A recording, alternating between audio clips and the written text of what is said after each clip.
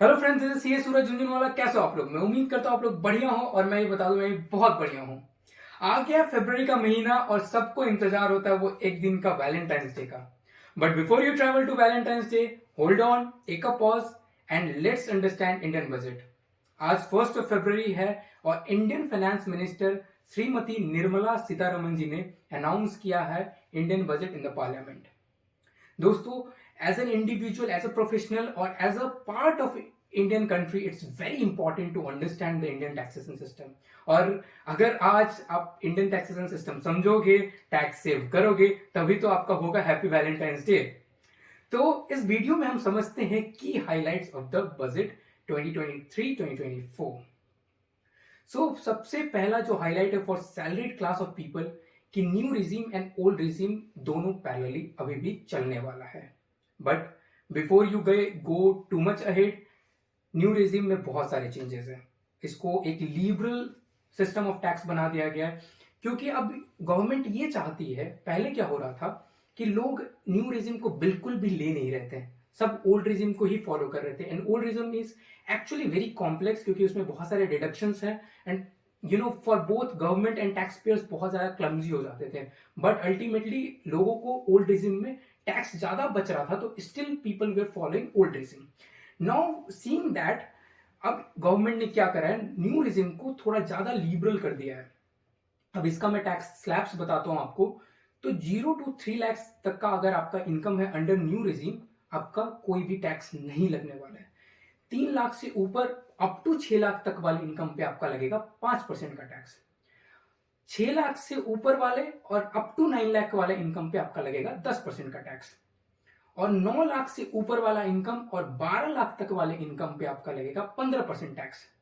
और 12 लाख से ऊपर और अप टू 15 लाख वाले इनकम पे लगेगा आपका 20% का टैक्स। और जितना भी इनकम आपका 15 लाख से ऊपर वाला है उस पर लगेगा 30% का टैक्स। तो डेफिनेटली ये ज्यादा लिबरल है, टैक्स स्लैब्स इंक्रीज किए गए हैं, वाइडर किए गए हैं। एंड दोस्तों, इसमें एक और चेंज ये आया है कि पहले क्या होता था, पहले आपका ओल्ड रिजीम होता था डिफॉल्ट, आपको न्यू रिजीम ऑप्टिंग करना पड़ता था। बट अब गवर्नमेंट ने क्या बोला है कि आपका जो न्यू रिजीम होगा that will be default. And आपको अगर ओल्ड रिजीम चाहिए तो न्यू रिजीम से आपको ऑप्ट आउट करना पड़ेगा। So that is again you will have to communicate to employer, और या तो आप जब टैक्स रिटर्न भर रहे हो तभी आपको वो सेलेक्ट करना पड़ेगा। So that will be a more of administrative task. ठीक है। दूसरा इसमें हाईलाइट ये है कि आपका जो टैक्स रिटर्न प्रोसेसिंग का टाइम है वो भी बहुत सिग्निफिकेंटली रिड्यूस हो जाएगा एंड ऑलमोस्ट 2 वीक्स पे आ जाएगा। देन आफ्टर आपका न्यू रिजिम में स्टैंडर्ड डिडक्शन चलने वाला है 50,000 का। And there is again one more change which is very significant, is related to rebate. आपका जो रिबेट का पहले अमाउंट था 5 लाख तक का, अब वो इंक्रीज करके 7 लाख हो गया है। So it's a very very good news for those people जो जिसका इनकम अप टू 7 lakhs है। So first time they will thank their employer for not paying them enough money. So if someone has an income of 6,99,000 let's say, तो उस पे कोई भी tax नहीं लगने वाला है। 100% income will be kind of exempt and they will not have to pay tax. Exempt नहीं बोलते, काइंड ऑफ रिबेट मिल जाएगा। सो ये आपका जो की चेंजेस था that was in tax slabs and tax rates. Now आपका कुछ चेंजेस आपका प्रिजम्पटिव टैक्सेशन में भी आया है। सो प्रिजम्पटिव टैक्सेशन का अगर बात करें तो presumptive taxation 2 section basically deal करता है, 44AD एंड 44ADA।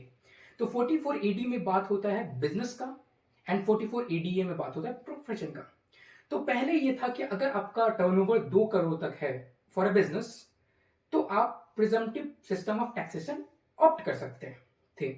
नाउ इस सेक्शन को एज इट इज रखते हुए एक एडिशनल एक लिबर्टी दे दिया है। एडिशनल लिबर्टी क्या है कि अगर आपका बैंकिंग चैनल से आपका टर्नओवर जो आपका रिसीट्स है वो अगर आपका 95% है बैंकिंग चैनल से, तो आपके लिए जो लिमिट है टर्नओवर का वो 2 करोड़ नहीं, आपके लिए 3 करोड़ भी लग जाएगा। मतलब अगर किसी एक बिजनेस का ग्रॉस रिसीट्स, ग्रॉस टर्नओवर जो है वो 2.5 करोड़ है एंड उसका जो ट्रांजेक्शन्स है वो 95% या उससे ऊपर बैंकिंग चैनल के थ्रू है, तो भी वो भी इसमें कवर हो जाएगा because now the limit applicable for that business will be 3 crores. Now 44 ADA में भी सिमिलर चेंज आया है.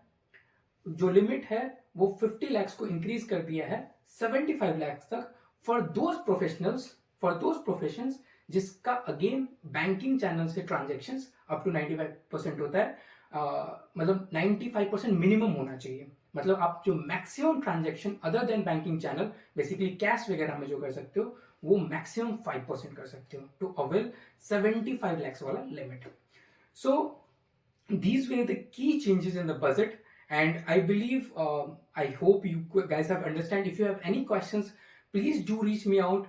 Comment in the comment section below about how you like this video. Please do press big fat thumbs up, and see you in the next video. Bye bye, take care.